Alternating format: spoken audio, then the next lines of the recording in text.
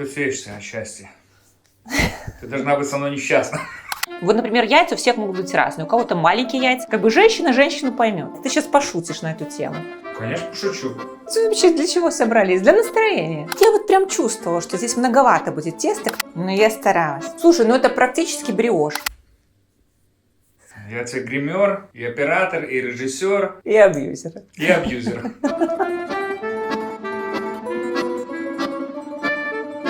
Всем привет! Это Марина, Юдей. В эти выходные нас ждет очень крутой праздник, Пасха. Обожаю этот праздник еще с детства, поэтому сегодня мы будем к нему готовиться и печь очень ароматный, вкусный кулич. Давайте покажу, что мне для этого понадобится.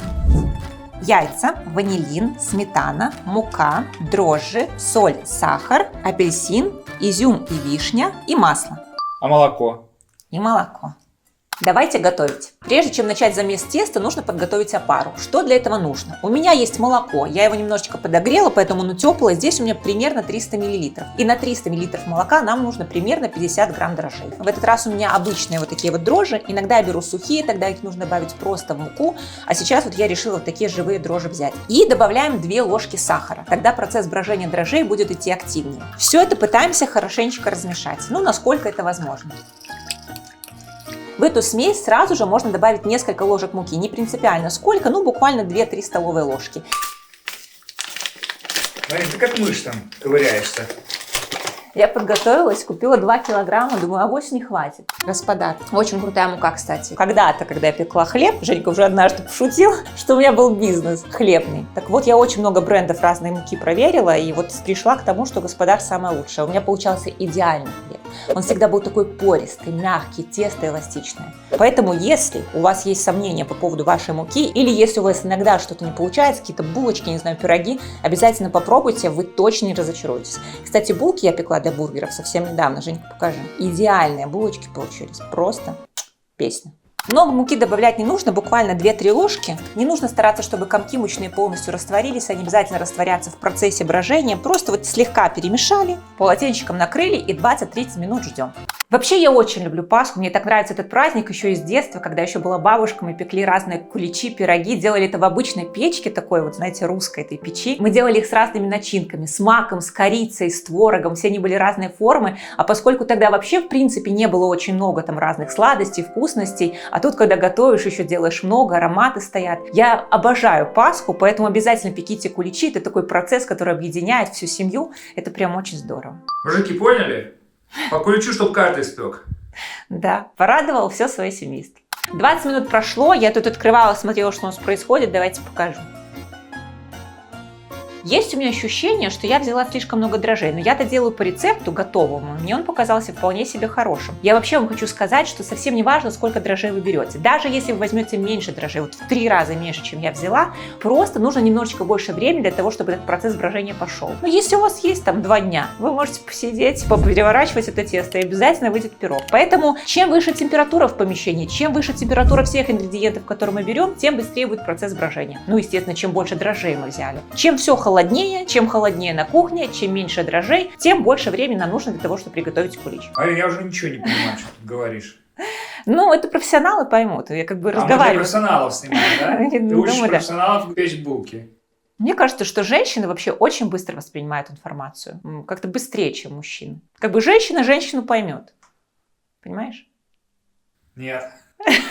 Главное, чтобы женщины поняли. Наша опара готова. Наше дело теперь все ингредиенты смешать и замесить хорошее, красивое, однородное тесто. Угадай, что это? Ну, думай. Если я тебя сейчас сняла и показала, то был бы разрыв просто. Как ты думаешь, такой?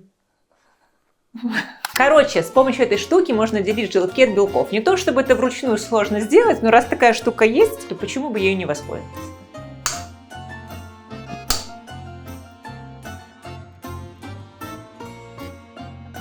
Кто тебе это подарил?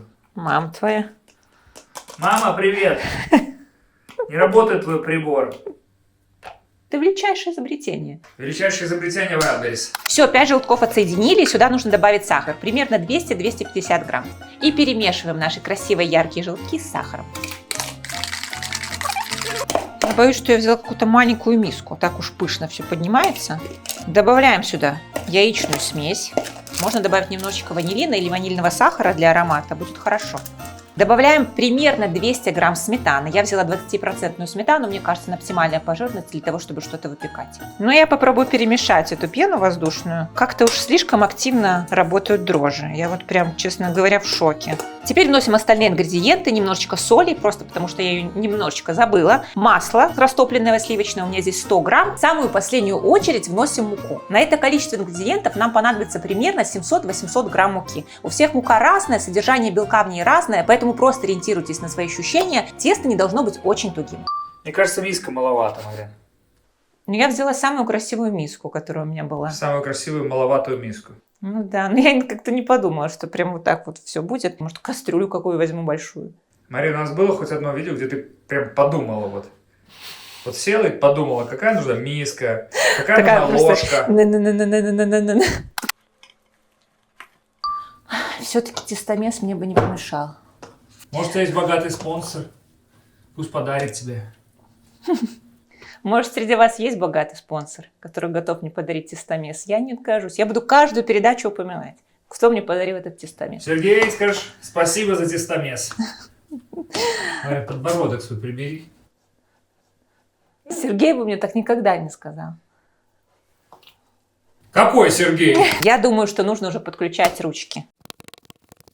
Я минут 10 наше тесто помешала, теперь буду добавлять сухофрукты. Я уже сказала, что у меня изюм и вишня, потому что очень красиво они смотрятся. Я не то чтобы прям люблю что-то добавлять, я люблю даже просто обычную вкусную булочку, но так будет наряднее. И решила в этот раз добавить немножечко цедра и апельсина. Во многих рецептах она добавляется, я вот тоже в этот раз добавлю. Марин, ты апельсин помыла вообще? Зачем? Может, запечется. Да. И все микробы умрут. Именно. Оп, оп, оп, оп. Все, я считаю, для аромата достаточно. Сейчас тесто я перемешаю хорошенечко и буду отправлять на расстойку в другую форму. Я нашла вот такую большую кастрюлю. И для того, чтобы удобно было делать обминки теста, чтобы оно не прилипало к краям, мы вот эту кастрюлечку хорошенечко смажем маслом. Знаешь что, Марин? Тебе идет работать вот. А не работать мне идет еще больше. Хорошенечко тесто наше смешиваем в однородную массу, вмешиваем сухофрукты в тесто и отправим тесто на расстойку. Кстати, муки я взяла 700 грамм, то есть минимальную границу нормы, которая была написана в рецепте. Это вот говорит о том, что мука хорошая, что достаточно большое содержание белка и хорошо развивает клейковину. А то иногда бывает такое, что муку сыпешь, а тесто все равно редкое. У вас такое вот бывало? У меня вот бывало раньше. У меня постоянно. А сейчас у меня такого не бывает. Потому что я знаю, что я покупаю. Ну, это ж не лох какой-то там. Вообще, да. Нам сейчас это тесто нужно как-то аккуратненько перебазировать в нашу смазанную кастрюльку. Вкусное тесто. Можно не выпекать ничего, да? Да, я из детства люблю вот так вот просто облизать. Кстати, цедр очень хорошо так получается. Так, немножечко так. Пикантно. Пикантно. Не, сейчас скажу тебе. Марин, где словарь вообще? Найди какой-нибудь, там будет много разных других слов. Синоним слова пикантно. Скажу тебе, руккола пикантно, перец пикантно и цедр апельсина тоже пикантно. Сразу видно, человек начитанный с нами. Все, тесто выложили. Возьмем полотенчиком его укроем. Будем смотреть, как оно поднимается. У кого-то это займет 2 часа, у кого-то, у кого холодно, займет 3 часа. И не забудьте в середине расстойки обязательно сделать обминку. Взять наше тесто и вот так вот его аккуратненько сложить. Я надеюсь на то, что вы все поняли. 2 hours later. Прошло 2 часа, тесто расстоялось, будем с ним работать дальше. Ты решила его так запечь? В кастрюле? Я сейчас расскажу. У меня дома реально холодно. Я подумала, где бы найти такое теплое место. Я придумала лайфхак. Я включила на минимальную температуру плиту. Там на 50 градусов минимально можно сделать. Потом я ее открыла, проветрила, сделала там примерно 30 градусов и засунула туда тесто. Идеальная температура для того, чтобы растаивать пироги. Смотри. И что это значит? Подошло. Видишь, какое упругое. Такое прям говорит, давай, давай, делай из меня куличи. Поэтому сейчас мы это тесто выкладываем, разделяем его на части и раскладываем по нашим формам. Для того, чтобы удобно тесто разделить на части, нужно припылить стол мукой. Форму нужно наполнить примерно на 2/3, для того, чтобы еще было место, чтобы они расстоялись, подошли. Так и делаем. 20 minutes later. Слушай, булки так поднялись за 20 минут, что мне уже даже страшно, что с ними будет в духовке. Может, они убегут? От тебя не убежишь.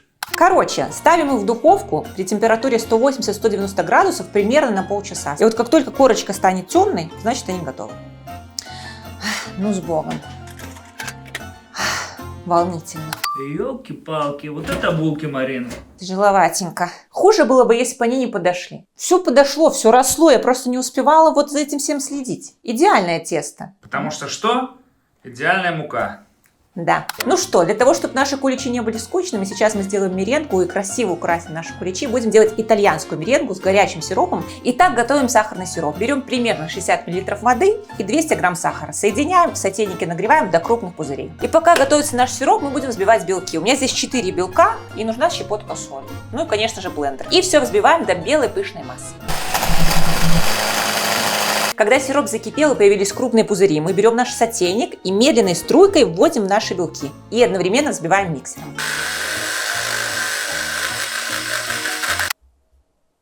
Я так старательно взбила, может уже даже перевзбила, но там было написано до состояния густых пик. Что? Каких пик? Вот таких вот. Пики точеные Типа того. получились. Сделали нашу меренгу на блестящее, красивое, берем наши куличи и прямо окунаем в эту меренгу. Так, смотрите, обычно я куличи никак не украшаю, вот такая вот я лентяйка, я беру какую-нибудь посыпку, посыпаю, а тут мне Верка, моя старшая дочка, говорит, есть же такие вот яички маленькие, можно сделать такие типа гнезда шоколадные. Но я говорю, Верка, ну ты прям высокого во мне мнения. А сама так прокрутила мысль, думаю, может попробовать, ну не получится, не получится. Короче, я купила шоколадку, ее нужно растопить, поместить ее в пакет и вот выжать из этого какое-то гнездо посерединке и украсть вот такими яичками. И может будет красиво.